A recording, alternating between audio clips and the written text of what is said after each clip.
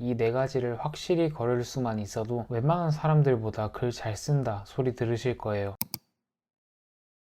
안녕하세요. 돈 버는 글쓰기 제디피트입니다. 저번 영상에서는 돈 버는 글쓰기의 습관에 대해서 말했었죠. 그 영상에 나온 습관을 어느 정도 따라해 보셨다면 돈 버는 글쓰기 자체에 대한 벽은 조금 줄어들었을 거라고 생각합니다. 이제 이 벽을 넘은 분들에게 남은 고민은 하나죠. 어떻게 하면 더 잘 쓸 수 있을까? 라는 고민이 드실 거예요. 앞으로 몇 개의 영상에서는 돈 버는 글쓰기를 잘하는 방법들에 대해서 풀 계획입니다. 그 중에서도 오늘 영상에서는 돈 못 버는 글쓰기의 특징에 대해서 먼저 말해볼게요. 돈 잘 버는 글쓰기보다 돈 못 버는 글쓰기를 먼저 말하는 이유는 하나입니다. 요즘 같은 시대에는 뭘 해야 할지보다 뭘 하지 말아야 할지가 더 중요하기 때문이에요. 요즘 시대가 어떤가요? 정보가 많다 못해 흘러 넘치잖아요. 돈 버는 글쓰기라고 유튜브에 검색하면 나오는 영상이 수십 개입니다. 이미 뭘 해야 하는지는 너무나도 많이 나와 있어요. 그런데 사람들은 오히려 이 정보 속에서 갈피를 못 잡고 있죠. 왜일까요? 이 방법이 맞는지 저 방법이 맞는지 몰라서 길을 잃은 겁니다. 좋다는 방법은 30가지는 되는 것 같은데 내 몸은 하나니까 뭐부터 해야 할지 머리가 복잡해진 거죠. 그런데 누군가 이 방법 중에 몇 개를 골라서 여기는 가면 안 돼요 라고 말을 해준다면 얼마나 속이 편해지겠어요. 물론 다음 영상에서 여기로 가세요 라고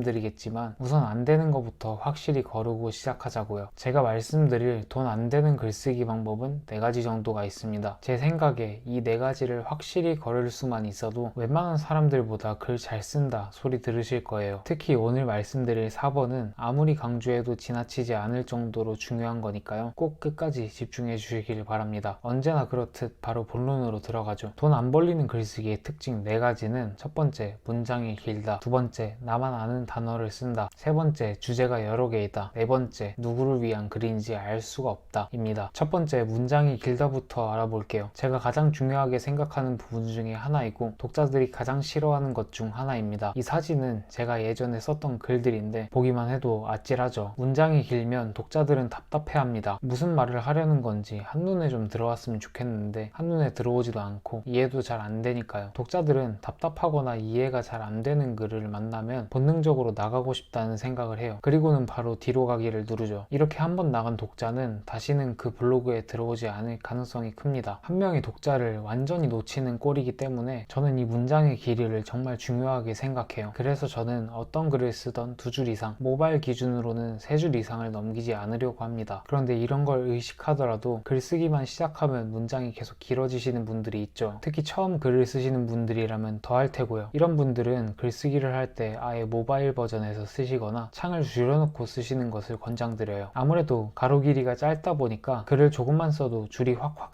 늘어나거든요. 3줄 이상만 돼도 저절로 답답하다는 느낌을 받으실 거예요. 이 지점에서 엔터키를 과감하게 눌러서 문장들을 끊어주세요. 이렇게만 해도 전보다 훨씬 뻥 뚫린 문장 형태를 가지게 되죠. 물론 처음부터 어느 부분에서 어떻게 끊어야 하는지 잘 감이 안 오실 수도 있습니다. 문장을 줄인다는 건 애초에 쉽지 않은 일이에요. 그런데 제가 방금 알려드린 방법대로 줄이는 과정을 반복하시다 보면 어느 순간 규칙들이 보이실 겁니다. 여기서 끊는 게 자연스럽겠다. 이렇게 이어주면 되겠다. 라는 식으로 말이죠. 그 규칙들이 보이게 되면 이제 문장을 짧게 쓰는 건 여러분들에게 식은 죽 먹기가 됩니다. 문장만 짧게 쓸 수 있어도 사람들이 1초 만에 나가고 그러진 않게 되니까요. 이 영상 다 보시고 여러분들이 쓴 글 아무거나 하나 열어서 꼭 실천해 보시길 바랍니다. 돈 안 벌리는 글쓰기 두 번째는 나만 아는 단어를 쓴다였습니다. 제가 어떤 책에서 이런 말을 본 적이 있어요. 인간은 모르는 것과 싫어하는 것을 똑같이 여긴다. 즉 나만 아는 단어, 어려운 단어를 쓰는 건 사람들에게 내 글 싫어해주세요 라고 말하는 것과 같다는 거죠. 흔히들 어려운 단어를 많이 쓰면 멋져 보이고 유식해 보일 거라는 착각을 많이 해요. 그리고 이런 단어쯤은 누구나 알아듣겠지 같은 착각도 많이 합니다. 물론 그 단어를 어느 정도 알아듣는 사람이 본다면 유식하다고 생각할 수 있겠죠. 하지만 우리가 쓰는 글은 그 분야를 잘 아는 사람만 보지는 않잖아요. 오히려 대부분의 사람들이 이 정보에 대한 지식이 별로 없을 가능성이 큽니다. 그래서 글을 쓸 때는 최대한 쉽게 쓰려고 노력해야 돼요. 초등학생도 이해할 수 있을 정도로 어려운 단어, 나만 아는 단어 싹 다 빼고 말이죠. 그런데 이게 객관적으로 잘 판단이 되지 않죠. 막상 글을 쓰고 나면 뭐 이 정도면 이해할 수 있겠지 라는 생각이 먼저 든단 말이에요. 이럴 때에는 두 가지 방법으로 내 글이 쉬운지를 판단해 보면 됩니다. 첫 번째는 이 분야를 잘 모르는 사람에게 내 글을 보여주는 방법이고, 두 번째는 글을 다 쓰고 며칠 뒤에 다시 봐보는 방법입니다. 베스트는 다른 사람에게 보여주고 이해 안 간다는 부분이 있으면 다시 써보는 거겠죠. 그런데 저는 은근 소심해서 다른 사람들에게 블로그 한다고 말 안 했었거든요. 그래서 두 번째 방법을 쓰면서 계속 글을 고쳤었습니다. 막상 글을 쓸 때는 잘 안 보이던 부분들도 며칠 후에 새로운 정신으로 보면 어려운 부분들이 막 보일 때가 있거든요. 글을 쉽게 쓰는 습관은 처음에 잡지 않고 넘기면 나중에 정말 고치기 힘들어져요. 그러니까 여러분들도 미리미리 글을 쉽게 쓰는 습관을 들여보시길 바랍니다. 돈 못 버는 글쓰기 세 번째는 주제가 여러 개이다 였습니다. 제가 초보 시절에 가장 많이 한 실수이기도 한데요. 학창시절 국어 시간에 한 개의 글에는 하나의 주제라는 말 많이 들어보셨죠? 저는 그게 잘 안 되더라고요. 하나의 글은 고사하고 한 문단에도 주제가 두세 개씩 들어가 있었어요. 그래서 제 예전 글을 가끔 읽어보면 묘하게 앞뒤가 안 맞거나 생뚱맞은 내용이 중간에 들어가 있거나 합니다. 여러분 중에서도 글을 쓸 때 뭔가 앞뒤가 안 맞는 듯한 느낌 받아보신 적 있으시죠? 아니면 이게 여기서 왜 나오지? 라는 의문을 느끼신 적 있으실 거예요. 그게 바로 주제가 여러 개일 때 드는 느낌입니다. 사실 제가 오늘 말하는 네 가지 모두 초보 시절에는 쉽지 않은 것들인데요. 그 중에서도 이 3번이 가장 고치기 힘드실 거예요. 이럴 때는 각 구간별로 흐름을 먼저 설정해 주시는 게 좋습니다. 요약한다고 하죠. 글 처음에는 어떤 얘기를 쓰고 중간에는 이 얘기, 결론에는 이런 식으로 말을 해야겠다 라는 거를 미리 설정해 주는 거죠. 이렇게 미리 글의 방향을 설정해 주면 잠깐 길을 잃어도 다시 돌아오기가 쉬워집니다. 많은 분들이 이런 요약의 과정이 시간 낭비라고 생각하시는데요. 제 경험상 무작정 글을 쓰다가 길을 잃는 게 훨씬 시간 낭비더라고요. 오히려 이런 방향을 잡고 시작했을 때가 글도 더 잘 써지고 실수도 줄어들었었어요. 저는 아직도 글을 시작할 때 이런 식으로 요약을 해두고 시작합니다. 전자책을 쓸 때도 목차와 함께 어떤 내용을 적을 건지 미리 정해두고 시작해요. 제가 3년 동안 쓰고 있는 방법이라면 효과가 꽤 입증된 방법이라고 봐도 되겠죠. 요약 잠깐 하는 거 시간 오래 걸리지 않잖아요. 5분에서 10분 정도면 내 글의 갈피를 잡고 시작할 수 있어요. 지금까지 요약을 안 해보셨던 분들이라면 요약은 꼭 해보시길 바랍니다. 글 쓰는 시간이 확 줄어들고 앞뒤가 안 맞다는 느낌이 많이 줄어들 거예요. 마지막 네 번째가 정말 중요한 내용인데요. 바로 누구를 위한 글인지 알 수 없다 였습니다. 저는 지금까지 200명이 넘는 블로거들의 글을 코칭해 왔어요. 지금도 월마다 최소 6명은 잠깐이라도 글을 봐주고 있습니다. 그런데 돈이 안 벌리는 글들을 보면 이 사람의 고객이 누구인지 모르겠다 라는 생각이 들어요. 처음에 읽었을 때는 직장인이 타겟인가 라는 생각이 들다가도 마지막쯤에 가면 주부를 위한 글일 수도 있겠는데 라는 느낌을 받습니다. 물론 이렇게 글을 쓰는 이유가 뭔지는 압니다. 직장인도 주부도 대학생도 모두 잡고 싶으니까 한쪽은 직장인을 노리다가 다른 쪽에서는 주부나 대학생을 위한 글을 쓰는 거죠. 그런데 이 글을 읽는 고객의 입장도 생각해 보자고요. 처음에는 나를 위한 글이라는 느낌이 들어서 계속 읽다 보니까 점점 나랑은 안 맞는 것 같네 라는 느낌이 드는 거예요. 흥미가 뚝 떨어지겠죠. 드디어 내가 찾던 글인가? 라는 기대감에 읽고 있었는데 결국에는 다른 소리를 하니까요. 이런 감정이 들면 고객들은 가차없이 나가버립니다. 결국 나는 모두를 만족시키는 글을 쓰려고 했지만 그 누구도 만족시키지 못하는 글을 쓰게 된 거죠. 돈 버는 글쓰기는 뾰족한 타겟을 가지고 있어야 합니다. 그리고 이 타겟만을 위한 글을 써야 해요. 우선 이렇게 하나를 확실히 잡고 다음을 노리는 것이 훨씬 빠르고 잘 먹혀요. 여러분의 타겟은 누구인가요? 여러분의 글은 누가 읽나요? 만약 한 방에 설명이 되지 않고 여러 가지 타겟이 나온다면 딱 하나를 정하시길 바랍니다. 가장 가능성이 높은 타겟 딱 하나만 남겨두고 나머지는 나중에 노려도 늦지 않아요. 참고로 말씀드리자면 저의 메인 타겟은 부수입을 원하는 직장인이에요. 그래서 저는 부수입을 원하는 직장인들만을 위한 글, 영상, 상품을 만들죠. 그 이외의 타겟은 아직까지 노리고 있지 않습니다. 여러분도 오늘 이 영상을 보시고 하루 정도 꼼꼼히 고민해 보시길 바랍니다. 내 타겟이 누군지 확실하게 정하고 다음 스텝으로 넘어가세요. 그리고 이 타겟이 확실하게 잡혔다면 그때부터는 그 타겟만을 위한 글을 쓰시길 바랍니다.